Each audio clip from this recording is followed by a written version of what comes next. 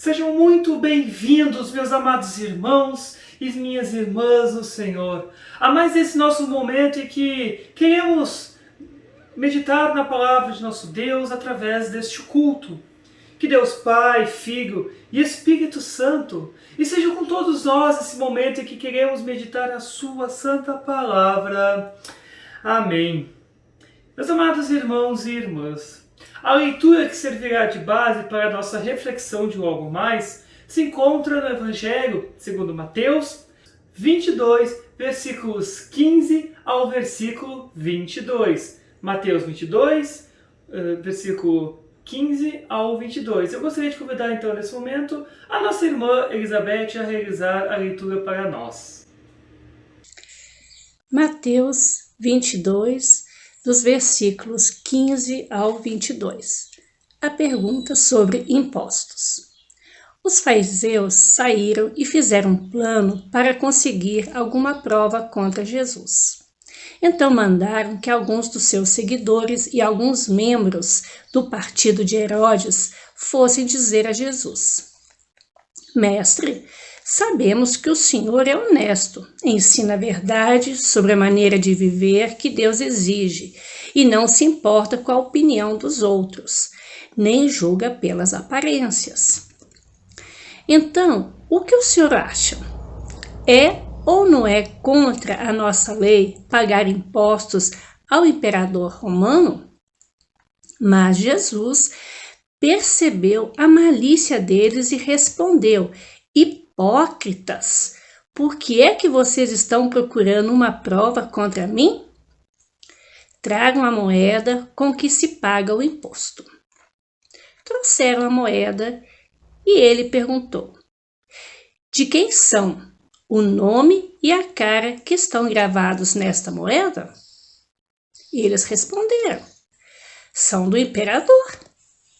Então Jesus disse: Deem ao imperador o que é do imperador, e deem a Deus o que é de Deus. Eles ficaram admirados quando ouviram isso. Então deixaram Jesus e foram embora.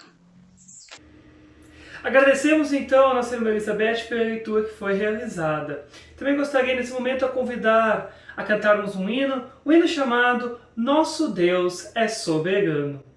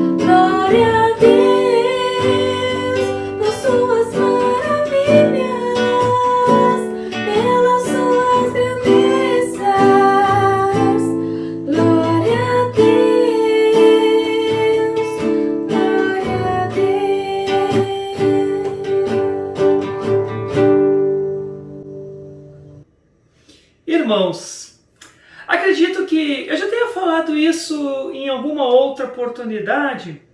Sempre que estivermos fazendo qualquer tipo de forma de comunicação, três coisas são muito importantes: contexto, contexto e contexto. E isso é bem verdade. Se você está, por exemplo, ouvindo um discurso, precisamos saber o contexto daquele discurso, senão nós podemos interpretar erroneamente. Isso também é bem verdade quando nós estamos lendo um livro. Imaginem pegar, por exemplo, um livro de ficção, um livro de história ou algum outro tipo de livro e você começar a ler do meio em diante. Você não vai entender o livro, você vai ficar por fora ou vai criar teorias doidas que não tem nada a ver com o que o livro está dizendo. Por quê? Você não está dentro do contexto do livro. E isso, meus irmãos, é especialmente verdade quando você está trabalhando ou está estudando junto com a Bíblia. Nós precisamos ver o contexto narrativo da história.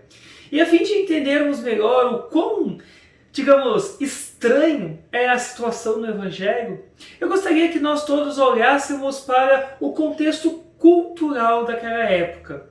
O Evangelho que ouvimos nos dias que alguns discípulos dos fariseus e alguns do partido de Herodes, ou como eram mais conhecidos naquela época, herodianos, foram até Jesus. Acredito que a maioria de nós, ou talvez nenhum de nós, nunca conheceu nenhum herodiano ou fariseu, certo? Por isso, provavelmente não conseguimos imaginar que eles se juntando é algo extremamente, mas extremamente estranho de se ver. Bom, para nós entendermos isso, é bom lembrarmos uma coisa muito importante sobre os fariseus. Eles eram extremamente nacionalistas. Ou seja, eles acreditavam que Jerusalém deveria ser governada por um judeu e não por gentios, como estava na época. Afinal, a lei de Moisés declara: o homem que escolherem para ser rei deve ser indicado por Deus o Senhor, não pode ser estrangeiro, somente um israelita pode ser escolhido como rei. Assim afirma Moisés lá em Deuteronômio. Por isso, meus amados irmãos e irmãs, eles, podemos dizer bem fortemente, eles odiavam a ocupação romana. Eles sabiam, claro, que Roma tinha muito mais poder militar do que eles, muito mais poder. Então eles não eram estúpidos de enfrentarem Roma, de fazer terrorismo com Roma, porque eles sabiam que iam perder. Por outro lado, se alguém tivesse, digamos, um plano razoável para tirar Roma do poder, ou melhor, tirar Roma de Israel, com certeza eles ajudariam onde eles pudessem. Em qualquer coisa que eles pudessem, eles iriam ajudar. Já os herodianos eram exatamente o oposto dos fariseus. Como vocês podem imaginar, pelo nome e também pela forma que a NTLH os chama, eles apoiavam a dinastia da família Herodes. O primeiro Herodes, assim como os demais depois que surgiram, eram, digamos, reis fantoche do Império Romano, que comandava na verdade eram os romanos. Os romanos o colocaram no poder, o primeiro Herodes, e o mantiveram, depois de sua morte, o poder da família Herodes, passando então de pai para filho o reinado em Jerusalém. A família Herodes, ela não era judia. Então, se você fosse um herodiano, você então quer dizer que você era fã de Herodes. E como era um rei fantoche de Roma, e todos sabiam disso, na realidade então você acabava sendo fã do Império Romano, ou da ocupação romana em Jerusalém. Normalmente era muito comum ver os israelitas e herodianos nas gargantas um dos outros. Se não literalmente, como às vezes acontecia, pelo menos figurativamente, nós podemos dizer que sempre acontecia. O fato é que esses dois grupos trabalharam juntos para atacar Jesus, mostrando o quanto ambos odiavam a Cristo. O ódio juntou os judeus e os herodianos. Assim como dizem, né, aquele velho ditado, se o teu inimigo é o meu inimigo, então vamos nos aliar para enfrentar ele. Era mais ou menos isso que aconteceu entre os herodianos e os fariseus. Ambos queriam derrubar a Cristo e a sua influência ao povo. O plano deles era simples, era colocar Jesus, digamos, entre a cruz e a espada. A pergunta que fizeram tinha apenas o objetivo de colocá-lo em apuros. É ou não é contra a nossa lei pagar impostos ao imperador romano? Se Cristo, meus irmãos, respondesse simplesmente sim, então as pessoas que odiavam a ocupação romana, que eram muitos judeus que não gostavam, também iriam odiar. Se ele respondesse simplesmente não, os herodianos iriam com certeza denunciá-lo aos soldados romanos e assim Jesus acabaria sendo preso. E se ele escolhesse não responder nada, ficar calado, a multidão provavelmente iria achar que Jesus era apenas um covarde. Um covarde que está por aí falando coisas doidas. E por isso que os herodianos e os fariseus pensavam que Jesus estava realmente numa situação impossível de escapar. Ele não teria como escapar, pois se dissesse sim, sofreria. Não sofreria, calado sofreria. Então, não tinha como escapar da situação. Porém, meus queridos amados irmãos, Cristo não é tão fácil de enganar. Jesus viu o erro do plano deles. Não haviam apenas duas respostas possíveis àquela pergunta. Houve uma terceira resposta. Jesus diz: deem ao imperador o que é do imperador, e deem a Deus o que é de Deus. Isso com certeza acabou fazendo com que eles se mantivessem calados. Os evangelhos, meus irmãos, registram muitas conversas entre Jesus com seus oponentes, sejam fariseus, saduceus, os romanos ou qualquer outro tipo de povo que estava tentando se opor a Jesus. Sempre eles tentaram encurralar Jesus com palavras para fazer com que ele não tivesse mais influência sobre o povo, entre o povo. Porém, meus irmãos, isso nunca deu certo. Porque, obviamente, se Jesus perdesse a sua influência, os fariseus conseguiam novamente juntar o povo para o judaísmo. Por isso, muitos podem acreditar ou imaginar que Jesus, então, pelo nosso texto, era um excelente debatedor. Ou que suas habilidades e conhecimentos davam a ele a vitória simples e fácil. E embora realmente Jesus fosse um homem perfeito e tivesse pensamentos perfeitos, essa nunca foi a vantagem de Jesus perante todos os seus oponentes. A sua principal vantagem era que ele sabia a verdade e ele nunca se desviou da verdade. Por isso, apresentar seu caso com base na verdade dá a qualquer pessoa, inclusive a qualquer um de nós, uma grande vantagem sobre aqueles que dependem de mentiras para se posicionar ou para expor o que pensa ou o que acha. Os herodianos e fariseus tentaram a chamada, digamos, falácia lógica, ou como é mais conhecida como falso dilema. Por que falso dilema? Porque oferece falsamente apenas duas respostas, embora exista uma ampla variedade de possíveis respostas. Por isso, Jesus, percebendo isso, lhes mostra uma outra resposta. Podemos tranquilamente pagar nossos impostos, dar as nossas ofertas e cuidar das nossas famílias. Deus, meus irmãos, é gracioso o suficiente para dar a nós os recursos de fazermos os três, ou seja, pagar os impostos, dar as nossas ofertas e cuidar das nossas famílias, e talvez ainda nos dá sobras para nós juntarmos ou para nós fazermos algo para se divertir. O nosso grande inimigo, Satanás, frequentemente nos apresenta esses falsos dilemas em nossa vida. Principalmente se envolve a nossa salvação. Ele ama fazer um dilema entre justiça própria e o desespero. Lembrando que é um falso dilema, mas é mais ou menos assim que acontece. Ao lermos a Bíblia, vemos que Deus nos dá muito o que fazer. Né? Isso é tranquilo, isso lá está na Bíblia, nós todos podemos ver isso.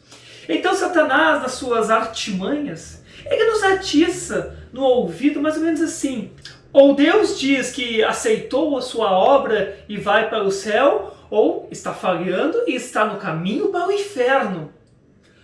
Ou seja, o diabo nos atiça com esse falso dilema.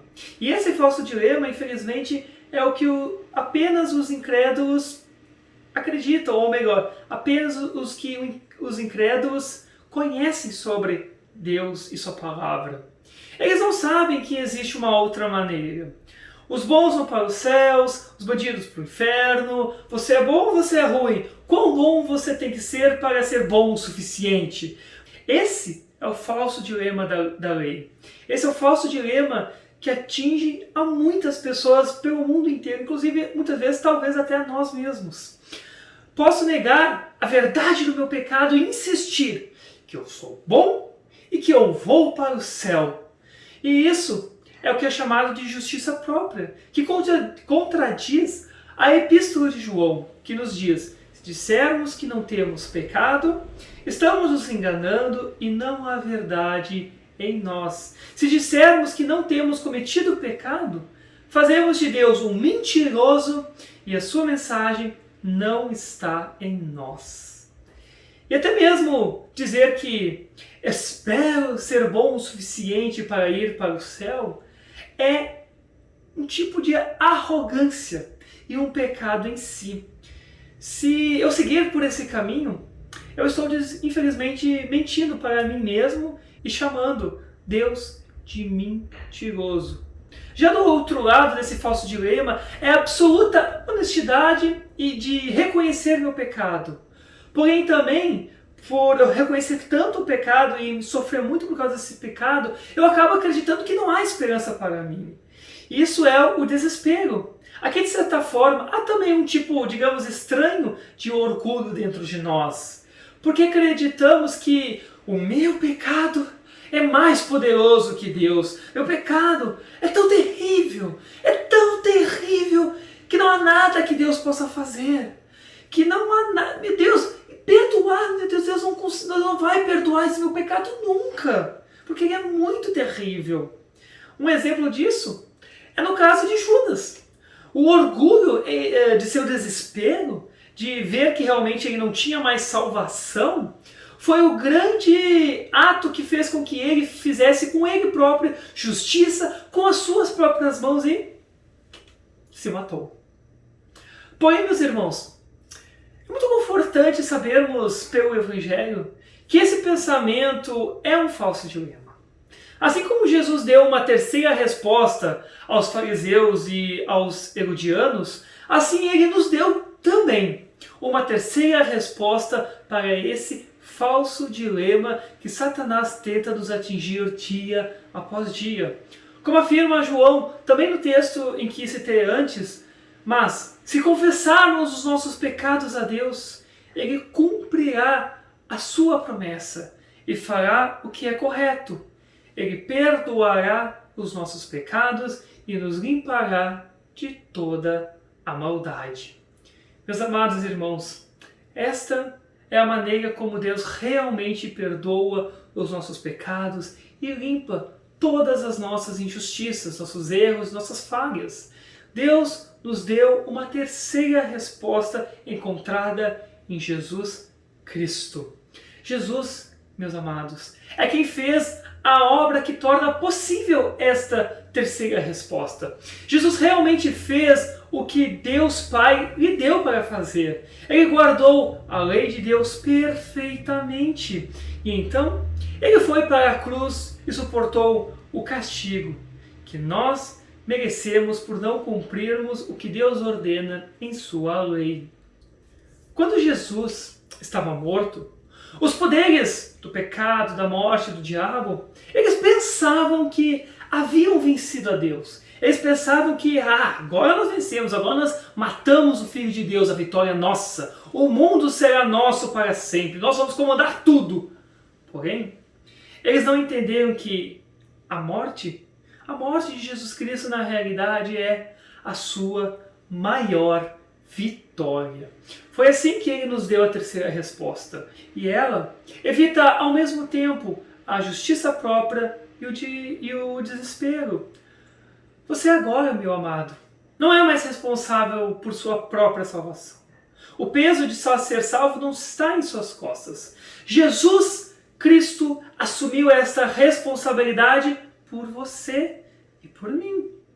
Ele é aquele que conquistou o perdão por você. Ele é aquele que se ofereceu para purificar você de todos os seus pecados, de todas as suas falhas, de todos os seus erros.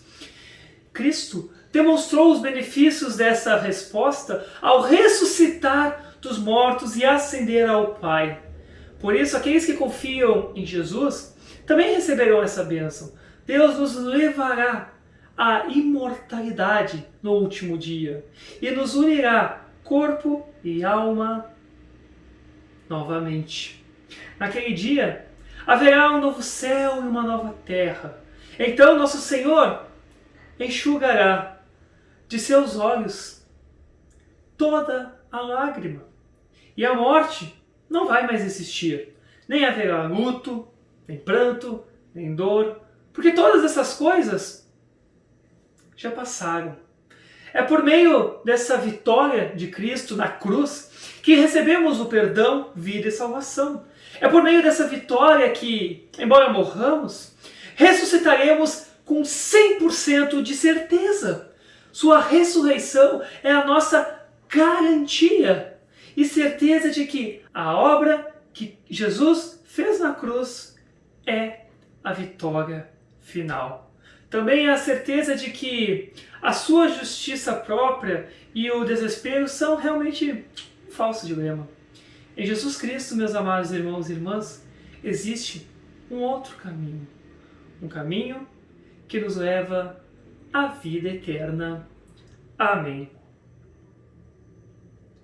Amados irmãos e irmãs, então nesse momento gostaria de convidar a cantarmos um hino chamado Os que Confiam no Senhor.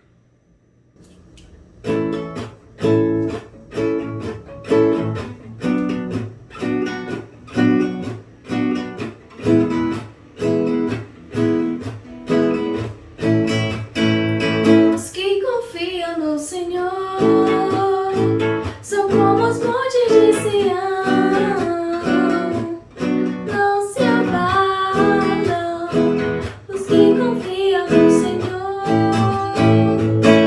Confiam no Senhor.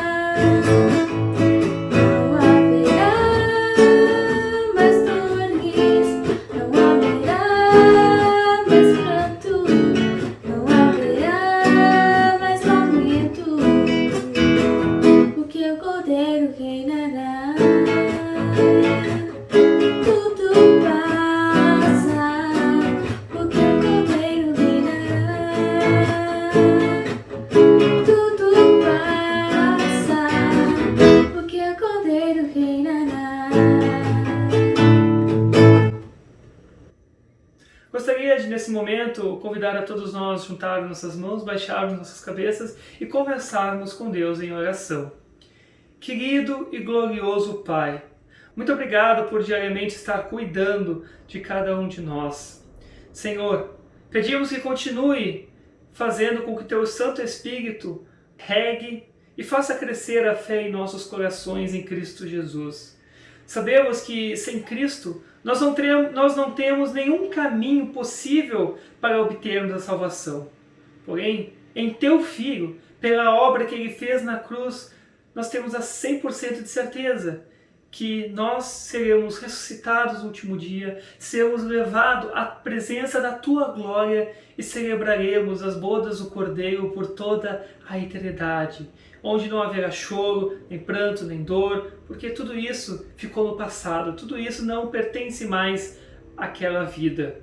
Senhor Deus e querido Pai, também queremos te pedir que continue cuidando de todos aqueles que estão sofrendo por causa da Covid e também por outras doenças, Senhor. Se for da Tua santa vontade, cure a cada um deles. Também pedimos que aqueles que perderam o seu ente querido, seja por Covid ou outra doença, ou algum acidente, que o Senhor envie o seu Santo Espírito a cada um deles, para que eles possam ser confortados no Teu amor, eles possam perceber que há esperança, porque por mais que o luto doa, por mais que o luto nos faça ficar tristes, porém Cristo nos dá a esperança de novamente reencontrarmos nossos parentes, nossos amigos, nossos irmãos na vida eterna, e com eles poderemos celebrar e cantar e viver felizes para sempre. Também, querido Deus, amado Pai, pedimos que abençoe também aqueles que estão em frente ao Covid, como médicos, enfermeiros, técnicos, enfim, toda a equipe que é necessária para esse combate ao vírus. Também, especialmente, aos cientistas que continuam em busca dessa vacina para que o mundo possa se recuperar dessa trágica pandemia que, infelizmente, fez o mundo todo ficar com medo. E, Senhor, pedimos também de modo especial, se Tua santa vontade for que o vírus saia rapidamente, pedimos, Senhor, que dê sabedoria àqueles que provavelmente vão sofrer ou vão ser muito cuidadosos, ou melhor, vão ser muito ariscos, ou talvez possam até causar brigas por medo desse vírus voltar, Senhor. Pedimos que aqueles que precisam de ajuda médica, seja um psicólogo, um psiquiatra, que o Senhor lhes dê a sabedoria para irem buscar ajuda médica. Pois sabemos que o Senhor nos ajuda de várias maneiras. O Senhor nos ajuda por meio dos médicos, por meio dos psicólogos, psiquiatras, por meio dos remédios, enfim, o Senhor nos ajuda de tantas maneiras. Por isso pedimos, Senhor, ajude a cada um desses, que quando acabar a pandemia, que eles possam ficar tranquilos na sua vida, possam buscar ajuda se necessário e assim possam voltar a viver normalmente a sua vida diária. Pedimos, agradecemos em nome e por amor de Teu Filho Jesus Cristo, nosso Senhor. Amém. Também gostaria de convidar nesse momento a orarmos a oração que nosso Senhor nos ensinou, o Pai Nosso. Pai nosso que estás no céu, santificado seja o Teu nome. Venha o Teu reino. Seja feita a Tua vontade, assim na terra como no céu. O pão nosso de cada dia nos dá hoje. E perdoa-nos as nossas dívidas, assim como nós também perdoamos aos nossos devedores. E não nos deixes cair em tentação, mas livra-nos do mal. Pois Teu é o reino, o poder e a glória para sempre. Amém. Recebam nesse momento a bênção do Senhor. O Senhor te abençoe e te guarde. O Senhor faça resplandecer o seu rosto sobre ti e tenha misericórdia de ti. O Senhor sobre ti levante o seu rosto e te dê a sua paz. Amém. Queridos e amados irmãos e irmãs, agradeço novamente esta oportunidade de estar aí com vocês nesse momento cultico, nesse momento de meditarmos na palavra de nosso Senhor, Pai, Filho e Espírito Santo. Continuo sempre a convidar a continuar seguindo nossas redes sociais para que vocês possam continuar recebendo esses cultos, nossas devoções, que realmente é muito engrandecedor, muito confortador, é muito inspirador tudo isso que a palavra de Deus nos traz, nos diz e nos alimenta, fortalecendo a nossa fé. Também gostaria de sempre relembrar que se precisarem de mim conversar, desabafar ou conversar algo talvez mais sério, precisa ser pessoalmente, entre em contato comigo. Vamos conversar, vamos tentar marcar um encontro, se possível, ou vamos conversar pelo telefone para que eu possa te ajudar e te atender da melhor forma possível. Também desejo que Deus Pai, Filho e Espírito Santo acompanhem a cada um de vocês, dia a dia de sua vida. Amém.